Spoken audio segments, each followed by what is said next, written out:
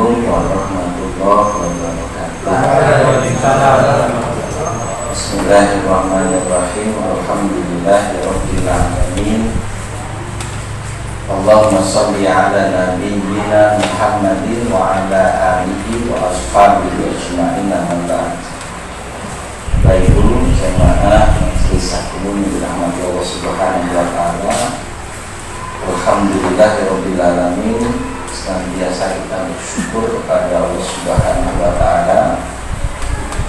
Kalimat yang kita ucapkan yang mudah-mudahan tidak sekedar menjadi rutinitas dalam pembicaraan, tetapi selalu disertai dengan kesadaran penuh untuk memuji Allah Subhanahu wa taala dengan segala kesempurnaan ya, sifatnya, kesempurnaan perbuatannya, kebaikannya yang berlimpah, kenikmatannya yang tak terhingga yang Allah berikan kepada kita semua.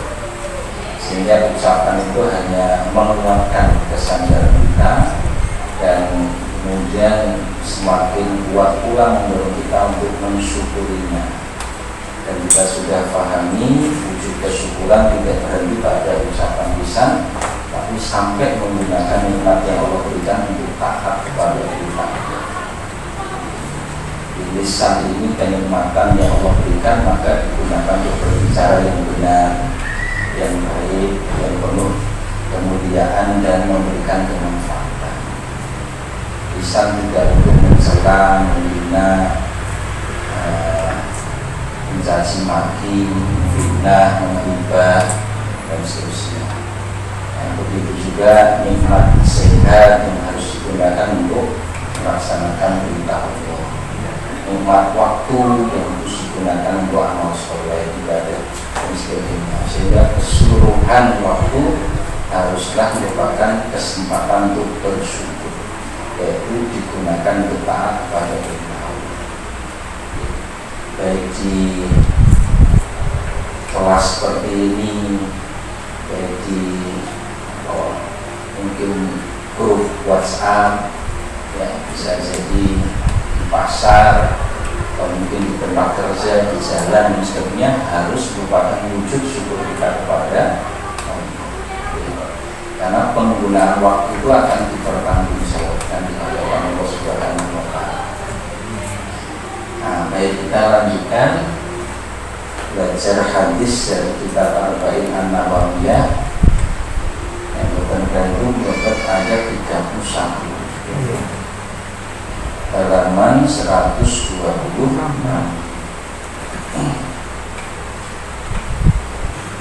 An Abil Abbasi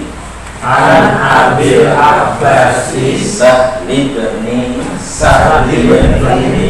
Sa'din As-Sa'idi radhiyallahu anhu qala Ja'a rajulun ilan nabiyyi sallallahu alaihi wasallam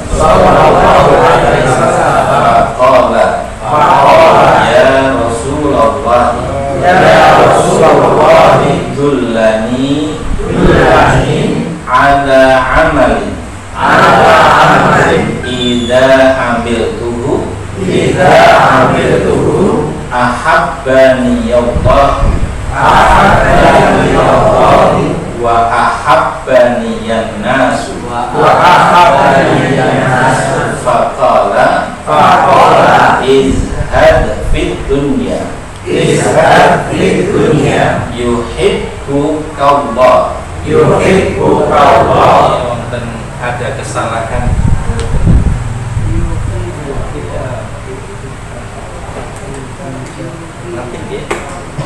Cek ya. Ada kesalahan tulisan. Ya. Di sini ditulis yuhibbuka Allah. Seharusnya yuhibbu pakai dhamma. Yuhibbuka Allah. Ya. Sebab dari kata ahabba yuhibbu. Nah ini mati. Katrik.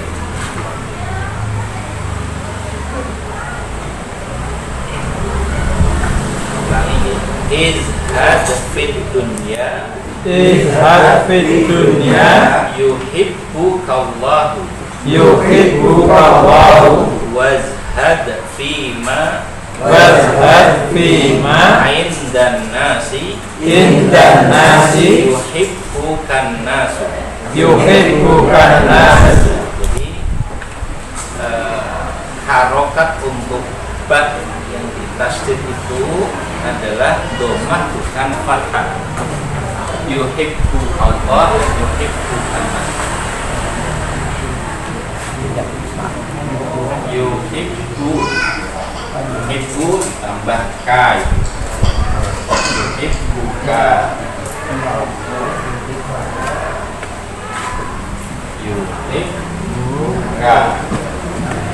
Yuhibbu satu yuhibbukallahu dan berikutnya yuhibbukan nas.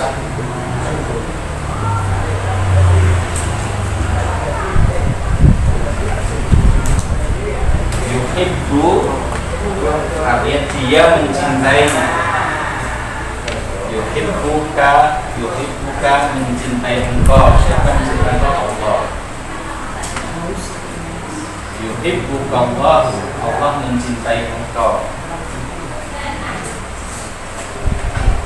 Dalam bahasa Arab itu fi'ilnya baru fa'il, kata kerjanya baru pelakunya. Jumlah fi'liyah, kalimat yang didahului oleh fi'il kata kerja. Yuhibbukallahu, Allah mencintai engkau. Yuhibbukan nasu, manusia mencintai engkau.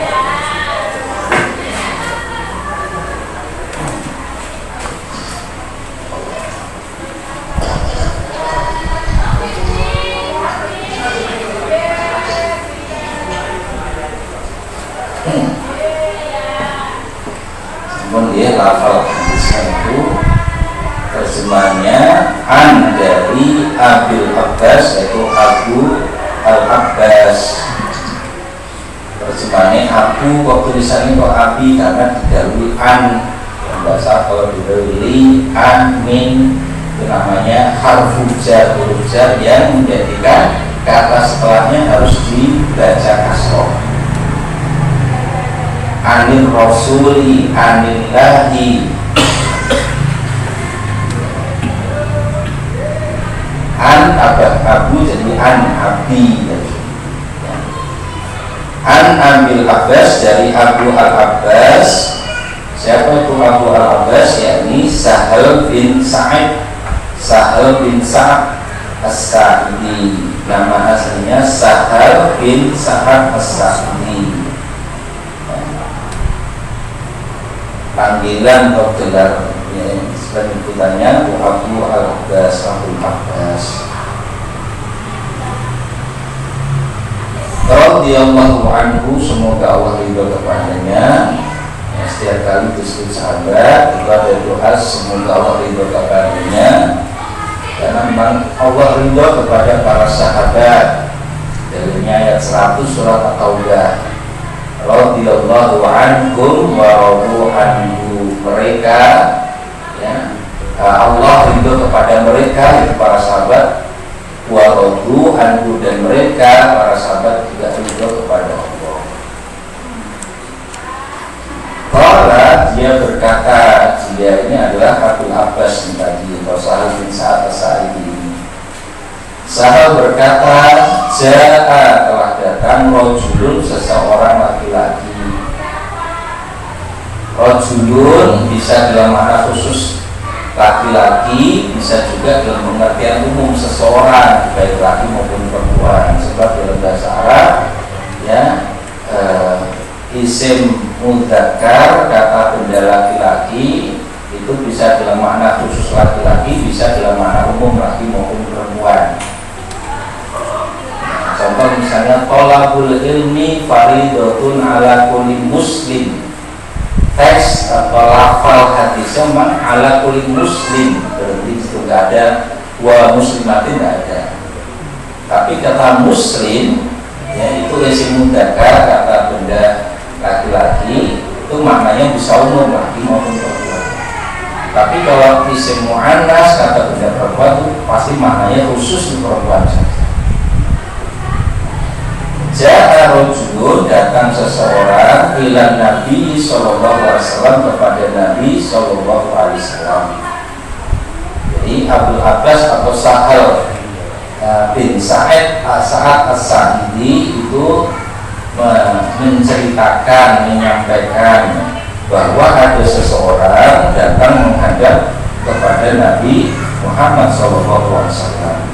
Faqala, lalu orang yang datang itu berkata, ya Rasulullah, wahai Rasulullah, dullani, tunjukkan kepadaku. Dalla yadullu, yadul, fi'il amrnya kata kerja rumahnya jadi dul. Dalla yadullu, dalil, menunjukkan. Dalla yadullu, ya, menunjukkan. Dalil itu petunjuk.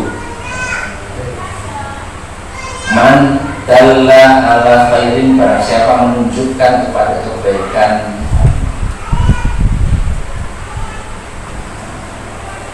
Kita rumah saya itu juga namanya mandala kerja. Stadion mandala Gereja. Man barang siapa dalla menunjukkan. Dullani, tunjukkan ni kepadaku. Domir kata ganti, kata peran pertama yang berbicara. Tunjukkan kepadaku, wahai Rasulullah, tunjukkan kepadaku ala amali, tentang satu amal. Tunjukkan kepadaku satu amal, satu amalan. Ida amiltuhu, ida apabila amiltuhu, amiltu aku mengerjakan hu-nya, yaitu kepada amal. Kalau aku kerjakan amal itu, ahabbani Allahu, Allah akan mencintaiku. Wa ahabbani nasu, dan manusia juga akan mencintaiku. Orang datang pada Nabi minta diberitahu, ya Nabi amalan nopo nggih kula lampahi kula lakon itu Gusti Allah tresno kaliyan kula nggih tresnani manusia. Nah, pertanyaan sahabat ini pasti mewakili banyak orang. Ya, pengen itu nggih tresnani Gusti Allah, nggih tresnani manusia. Nggih ditampa Gusti Allah, nggih ditampa wong akeh. Lalu Nabi menjawab, izhad fit dunya, berlaku zuhudlah engkau di dunia. Yuhibbu kaulahu, Allah akan cinta kepadamu. Wazhad fi ma indana, dan berlaku zuhudlah dengan apa yang dimiliki manusia.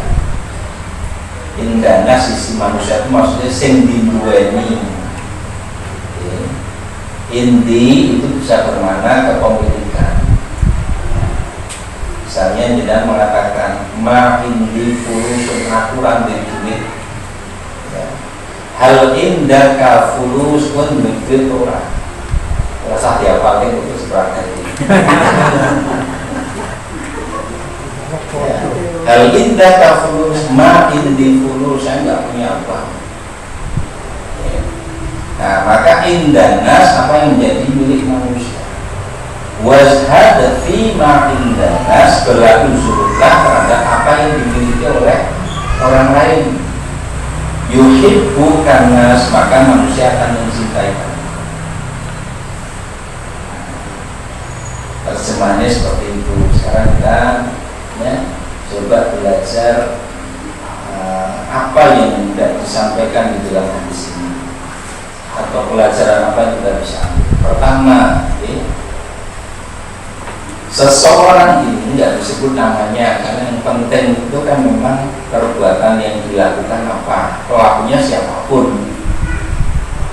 Ini penting ya, kadang-kadang kita tuh mentingin sopone tetapi tidak perhatikan amal dan perilakunya.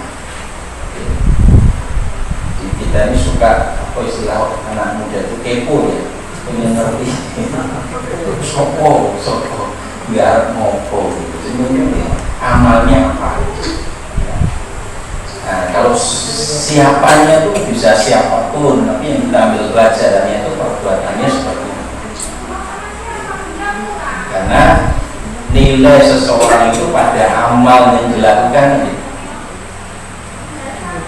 bukan lahiriahnya, bukan pakaiannya, bukan posisi dan kedudukannya.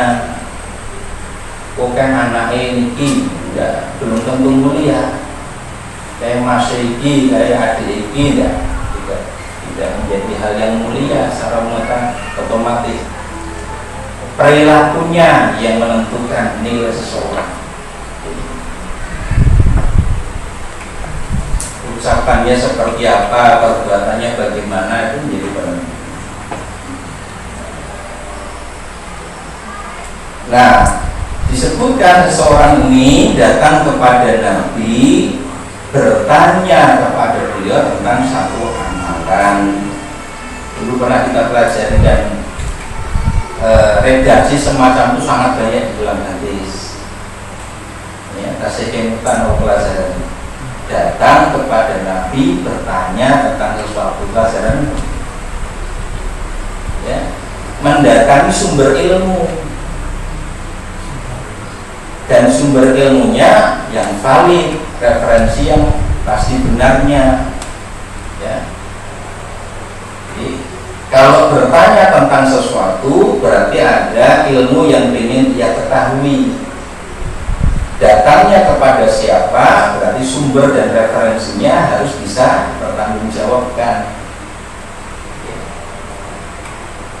Nah, maka siapa yang berbicara harus juga diperhatikan, di samping isi pembicaraannya apa.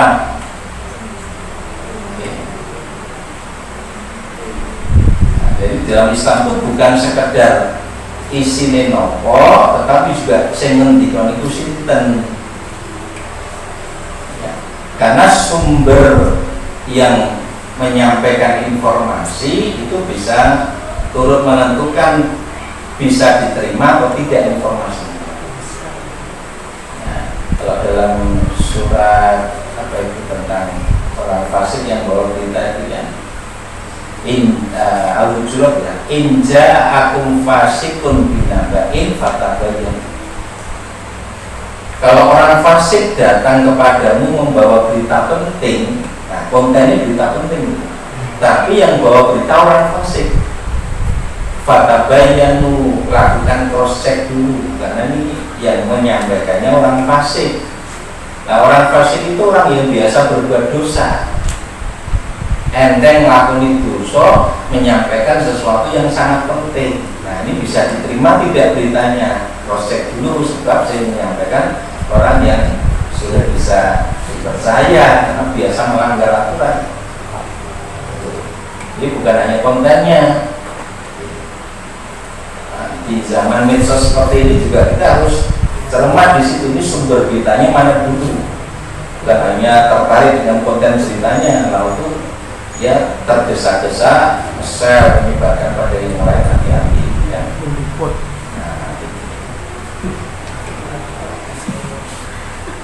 Nah, tapi kalau memang benar beritanya ada penguat dari sumber yang bisa dipercaya, baru bisa kemudian diterima.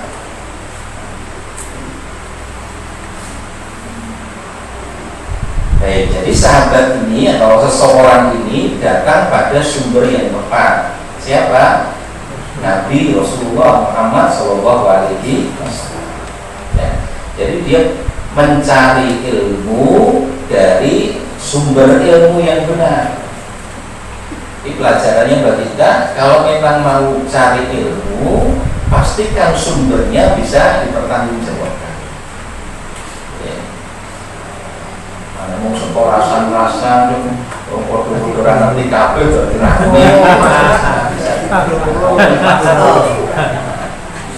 ya, apalagi yang menyampaikan orang yang biasa ngelakuin dosa, tidak ada ketaatan, malas makan amal soleh, ya terlalu dipikirkan. Yang kedua, dia tanya itu tentang apa yang dia tanyakan.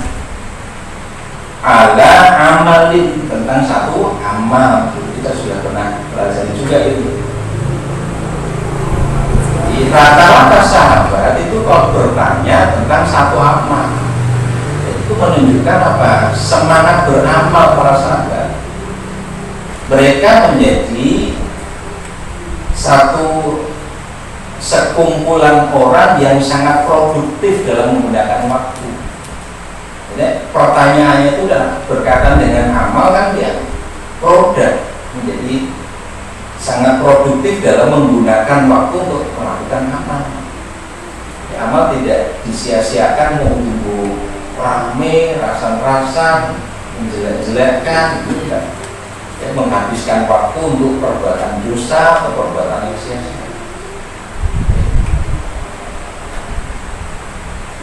Nah, walaupun amal ini didasari oleh pengetahuan, itu terisyaratkan di hadis ini juga. Dia kan tanya kepada Nabi, "Dullani, tunjukkan kepadaku ya Rasul." Jadi ini dasarnya ilmu dulu. Ilmu tentang apa? Amal yang kalau aku kerjakan, jadi dasar ilmu. Maka Imam Bukhari dalam kitab Sahihnya menulis satu bab al-ilmu qabla al-qawli wal amal. Ilmu itu sebelum ucapan dan amal. Kalau bicara atau beramal tanpa dasar ilmu, nah ini bahaya. Tidak bisa ya diterima, tidak bisa diikuti. Karena nanti harus bertanggung jawab di hadapan Allah. Sebab Allah perintahkan melakukan amal itu atas dasar ilmu. Wala takfu ma laisa laka bihi ilmu. Jangan kamu ikuti sesuatu yang kamu tidak punya ilmu tentangnya. Nah, ilmu yang sebenarnya adalah apa yang diberitahukan oleh Allah dan Rasul-Nya. Nah, dalam bahasa simpel sederhana kita ngaji seperti itu ya. Quran, hadis ini yang menjadi sumber ilmu yang pasti benar.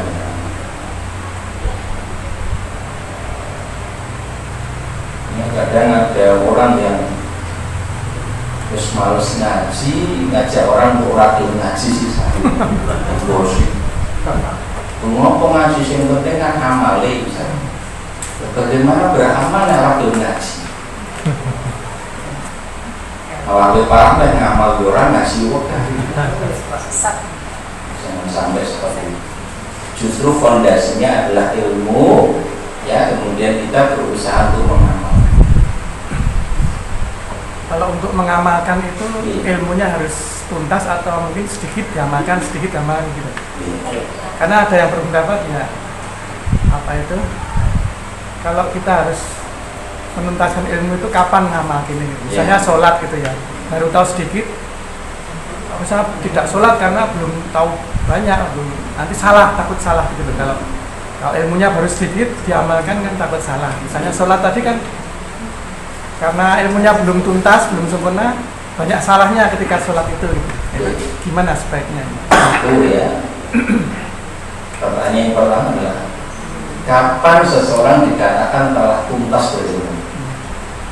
Ada nggak orang yang sudah tuntas ilmu? Ada.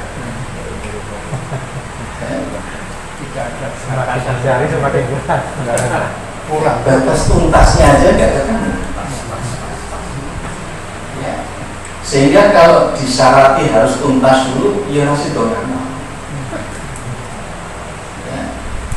Yang kedua, secara praktis kalau kemudian kita melihat contoh-contoh fakta di kehidupan ini, orang untuk melakukan sesuatu ya harus apa yang dia ketahui dan tidak diamalkan, kemudian sambil menyempurnakan kehidupan.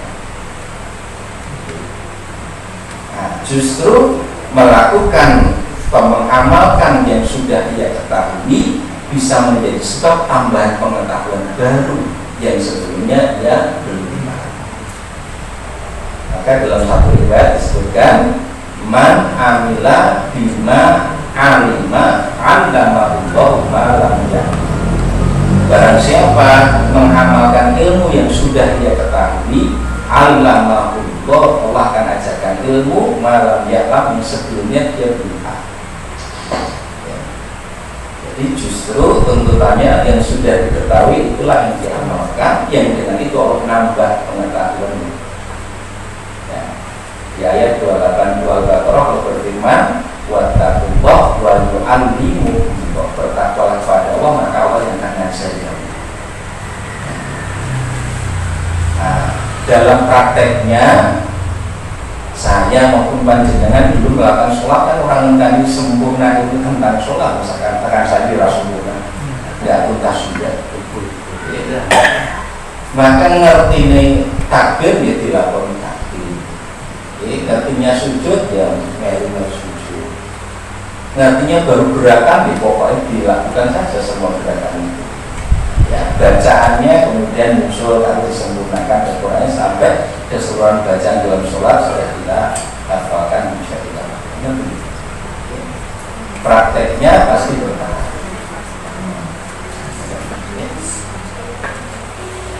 Ya baik, jadi poin kedua adalah hidup produktif, semangat untuk hidup produktif. Ya, para sahabat orientasinya pada amal. Dullani ala amalin, beritahu kepadaku ya Rasul bukan satu. Nah kemudian yang ketiga dari kalimat inda amil tubuh yuhibbu,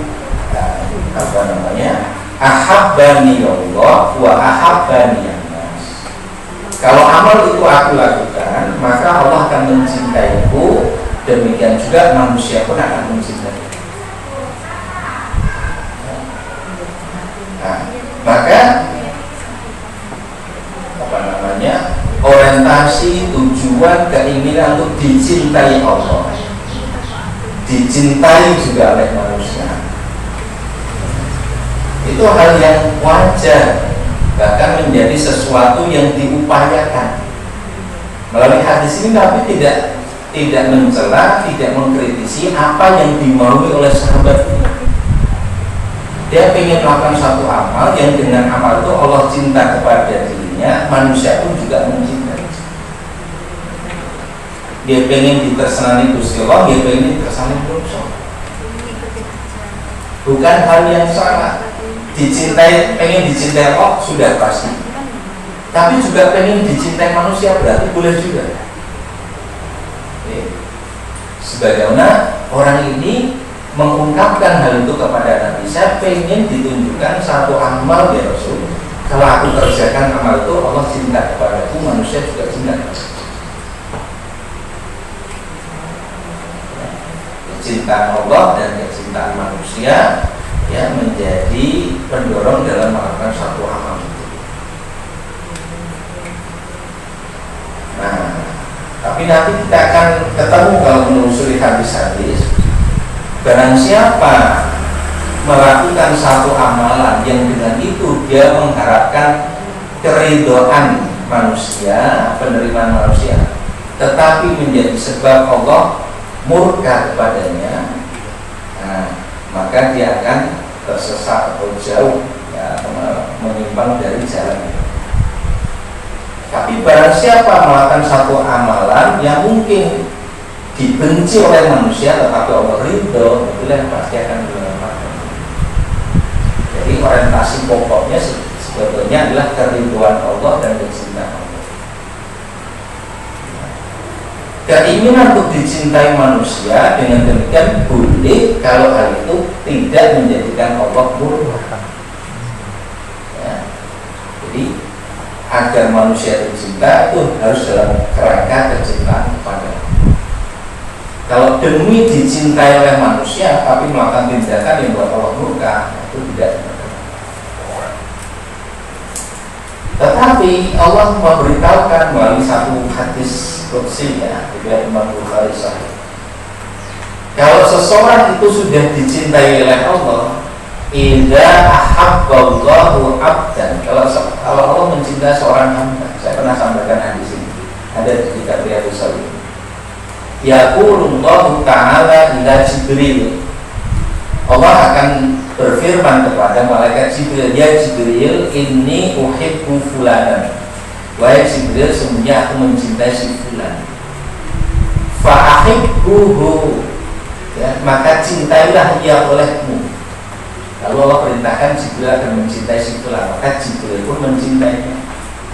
Lalu Jibril mengatakan kepada jamaah para malaikat di langit, innallaha yuhibbu fulanan, sesungguhnya Allah mencintai si fulan, maka aku pun juga mencintainya, maka cintailah ia oleh kalian semua. Lalu seluruh malaikat penduduk langit mencintai si fulan. Kemudian diletakkanlah kecintaan terhadap si fulan kepada penduduk bumi. Pada akhirnya manusia pun akan mencintai siapa yang Allah Subhanahu wa Ta'ala. Jadi jangan khawatir kalau dicintai Allah ya terus dibenci oleh manusia, tidak. Pasti Allah akan menjadikan manusia pun mencintai. Ya tetap wonten sing ora seneng, sing ora seneng orang-orang tentu ya tinggal kepada Allah, banyak bermaksiat. Tapi secara umum orang yang ya hatinya harus yang punya iman pasti akan mencintai siapapun yang dicintai Allah Subhanahu wa Ta'ala. Nah baik, termasuk pada pembahasan zuhud. Ada dua yang disebut sini, izhad fit dunia.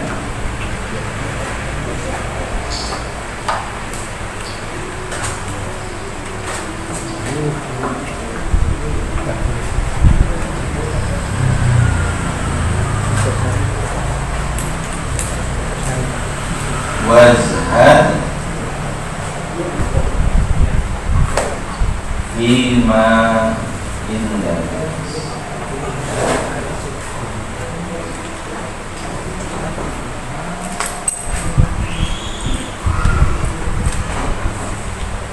Izhad fit dunya wazhad fima indan nas.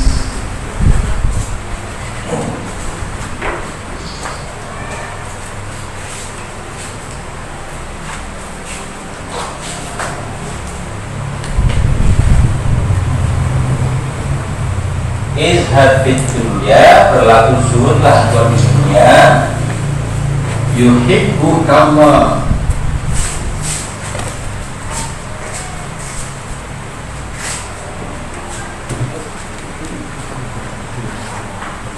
Allah akan mencintaimu.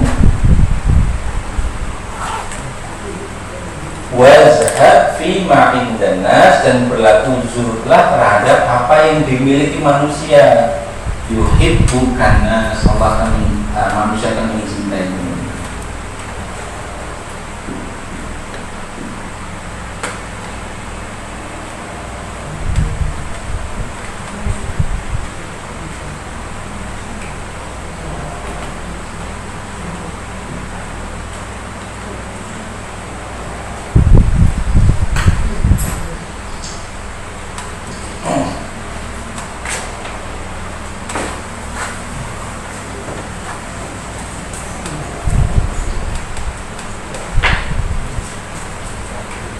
Berlaku zuhudlah ya di dunia, Allah akan mencintaimu. Berlaku zuhudlah terhadap milik manusia, yang milik orang lain. Yuhibbukan nas, manusia akan mencintaimu. Apa itu zuhud? Az-zuhud, az-zuhdu, zuhud. Ada banyak definisi pengertian yang dijelaskan para ulama. Ini saya sebut satu di antaranya saja. Ada ya ini definisi zuhud yang disampaikan oleh Ibnu Taimiyah. Tarku ma la yanfa'u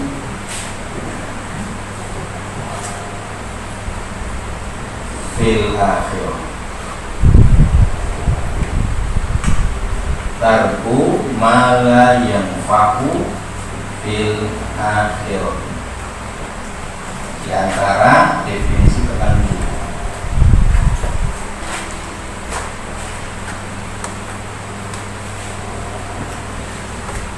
Tarku meninggalkan malah yang fa'u, apa yang tidak bermanfaat fil akhirah, untuk kehidupan akhirat. Tinggalkan apa yang tidak mendatangkan kemanfaat di akhirat.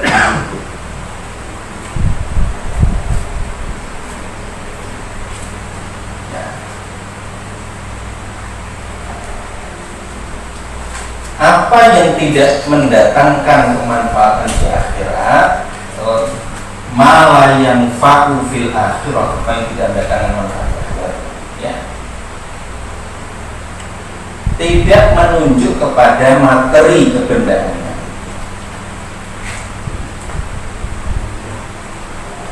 Tidak menunjuk, ya, kepada materi, ya, atau benda, ya.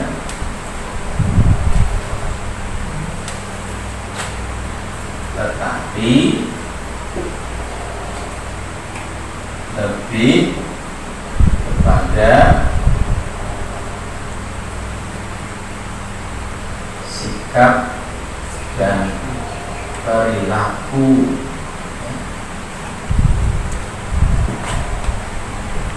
terhadap materi tersebut.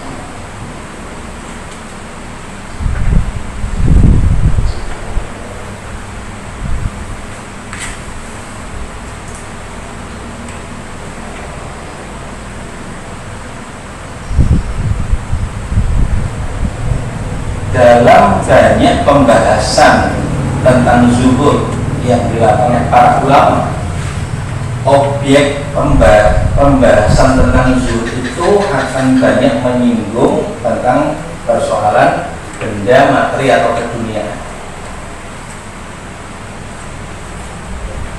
Sebagaimana lafal di dalam hadis ini pun, izhad fid dunya, berlaku zuhudlah di dunia.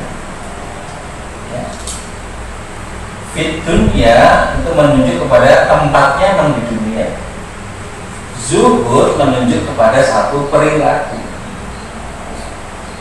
Maka bukan pada bendanya di dunia. Di dunia itu ada banyak benda, banyak materi. Hal-hal yang sering disebut dengan kesenangan duniawi.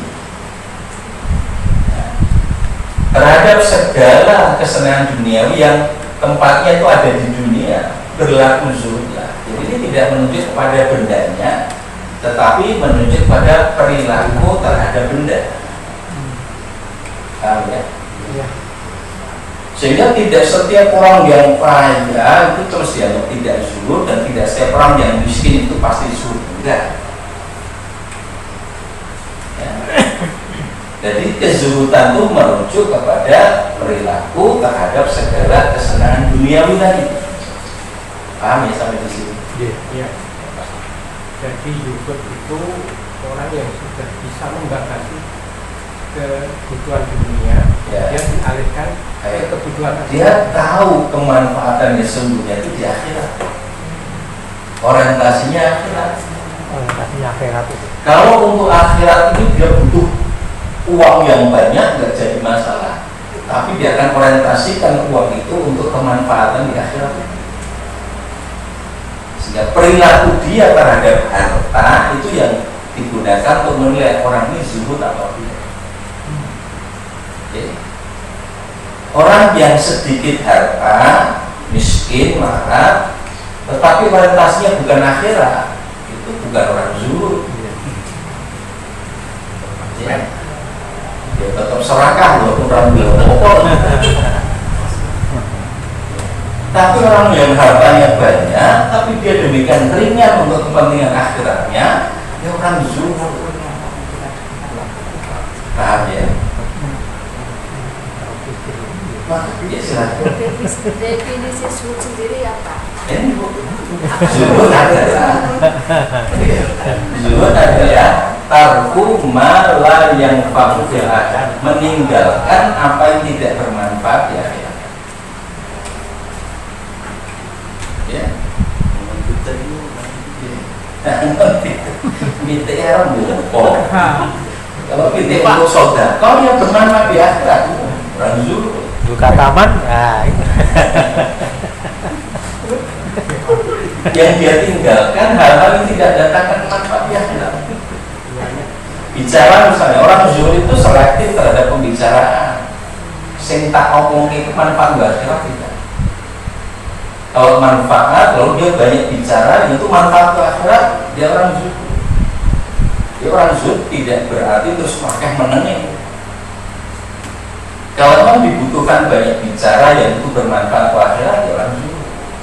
Tapi kalau pembicaraan itu tidak ada manfaatnya malah mengarai dosa, nah, itu bukan orang zuhud. Itu pasti orang yang orientasinya dunia. Jadi bentuk perilakunya. Iya. Melakukan hartanya. Ada orang tuh seneng ngomong orientasinya ke dunia saja. Ada. Rame-rame yang grup misalnya. Tapi manfaat tidak kelihatan manfaat di orang itu.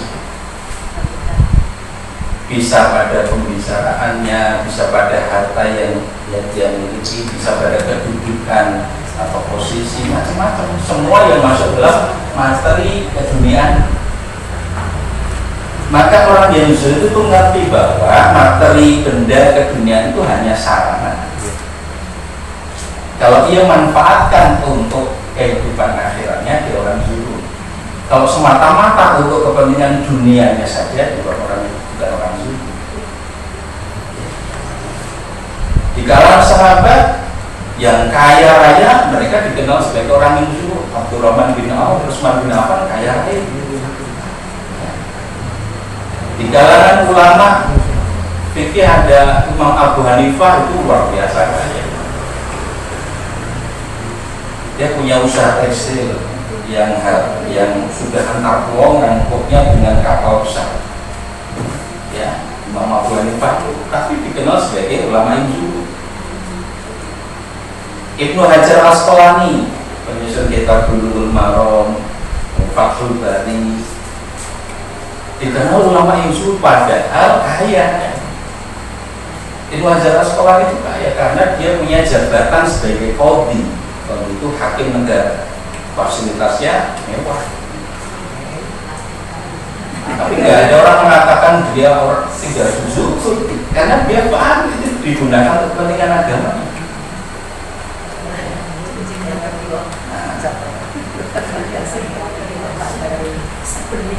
Karena itu pasti Allah cinta. Dia tidak dikuasai kecintaan kepada materi keduniaan. Dia bahkan bisa menundukkan sarana keduniaannya untuk kehidupan akhirat. Allah pasti suka, Allah cinta, Allah rindu. Nah, faktanya kasus nyata kan ada orang yang demi kesenangan duniawi ini dia nggak peduli dengan kebenaran agama nanti. Menghalalkan segala cara. Yang penting dapat harta banyak, yang penting ya dapat kedudukan, yang penting populer dan sebagainya. Dia nggak peduli dosa atau tidak. Nah, itu berarti dia menjadi hamba dunia, hamba hawa nafsu. Hamba dunia. Ya. Kalau orang zuhud, ya dia boleh saja punya harta banyak, kedudukan tinggi, popularitas yang luas, tapi dia sampai itu dengan hal-hal yang dihalalkan, juga pergunakan untuk hal-hal yang membuat Allah ridho. Dia manfaatkan untuk apa-apa yang bisa menolong di kehidupan akhirat. Saya orang zuhud.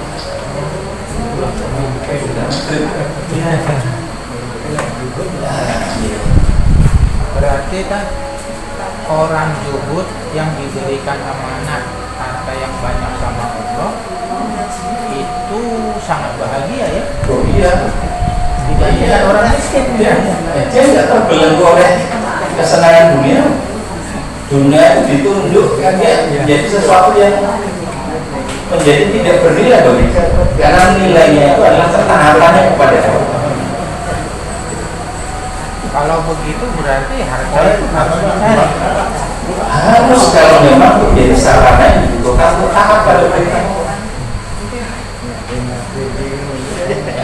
Tapi dia tidak terpaku kepada benda atau materi hartanya. Yang ada dalam pikirannya itu adalah taat kepada perintah Allah. Sarana itu dia kerja, dia cari untuk bisa taat. Jadi orientasinya itu ketaatannya. Orientasinya bukan didapatkannya harta. Untuk bisa taat saya harus punya ini, itu kerja itu agar bisa taatnya. Akan berbeda dengan kalau orang orientasinya kepada dunianya, berhenti di situ, nggak peduli ya digunakan untuk taat atau tidak. Paham ya? Jadi orang yang taat itu mesti bahagia. Oh pasti. Pasti. Ratu ya ya. Kau memasukkan kebahagiaan di dalam hatinya. Bahkan dunia akan didatangkan oleh Allah kepada orang itu.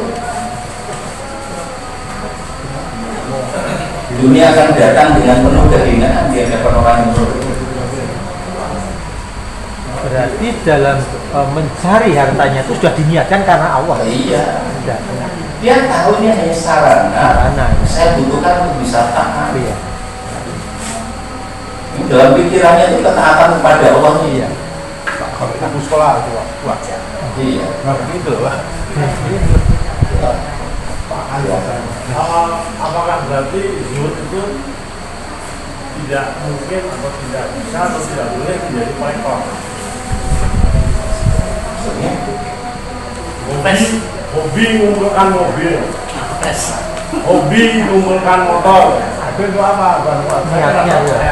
Saya Pak Habibie. Pak Habibie hobi koleksi mobil. Nah, ini masuk zuhud apa tidak? Ini kan barang menjadi mubazir ya. Mubazir menurut saya. Ada manfaat di akhirat atau tidak? Nah, ya. Atau ada mungkin yang koleksi sepeda. Eman-eman ini dulu sepeda zaman perjuangan saya kuliah. Terus nggak dijual di mana-mana. Ini termasuk zuhud apa tidak? Coba nanti direnungkan sendiri oleh orang Indonesia. Saya melakukan itu pengennya apa? Terus kalau itu dicapai, ada manfaat di akhirat tidak dicapai?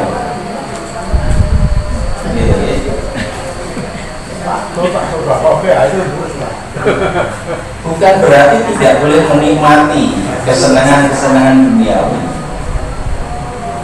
Ya, boleh. Maka ada ulama dalam kitab Jamil Ulum Watika disebutkan ada zuhud yang wajib, ya, ada zuhud yang bersifat negara. Zuhud yang wajib itu zuhud terhadap apa-apa yang satu zuhud terhadap kesyirikan yang harus ditinggalkan, zuhud terhadap maksiat yang harus ditinggalkan, zuhud yang wajib. Ada zuhud yang mubah, boleh terhadap kesenangan-kesenangan duniawi dalam batas-batas yang diperbolehkan. Jika sudah berlebihan sampai sholat menjadi orientasi utamanya, itu nanti sudah masuk kepada hal yang dilarang. Koleksikan itu pengajian bareng-bareng. Dulu ada Khusus untuk transportasi. ada kawan saya, dia punya waris dan tidak ada warisan, dia juga punya harta dibeli gitu. Ya. Dia punya beberapa tanah di sana, tapi tidak produktif, karena ada daerah-daerah sana yang tidak produktif. Jadi tidak ditanami sawah, tidak ditanami padi, kemudian juga tidak ditanami buah-buahan, didiamkan saja gitu. Tapi dia bangga itu tanah saya. Ini kan harta yang sia-sia ya. Ini prospeksi bagi kita ya. Jadi nanti kalau banyak konsep kita belajar. Tapi kita ambil contoh hal semacam itu kira-kira manfaatnya untuk akhirat. Kalau tidak, maka itu berarti tindakan israf, Berlebihan. tindakan berlebih-lebihan yang tidak disukai oleh Allah. Ya, la yuhibbul musrifin, Allah tidak suka dengan orang yang israf. Ya, atau mungkin sesuatu yang tidak mendatangkan kemanfaatan, kemubaziran, maka diminta sebagai teman-teman setan. Inna mubadirin akan ikhwana syayatin. bahan evaluasi aja ke kita, tidak seperti itu. Tetapi dalam konteks dakwah itu kan orang rampung biji tadi. Dalam konteks dakwah itu adalah merubah yang salah menjadi benar, yang buruk menjadi baik, yang sudah baik menjadi lebih baik. Kalau di situ tidak ada kemanfaatan, bagaimana berubah jadi manfaat? Disitulah dakwah. Dan kita punya tanggung jawab dakwah. Kan dulu sering saya sampaikan, nek mau ngelak-elak wong liya itu rasa ngaji ya iso. Tapi kontribusi memperbaiki keadaan itulah yang harus disampaikan orang yang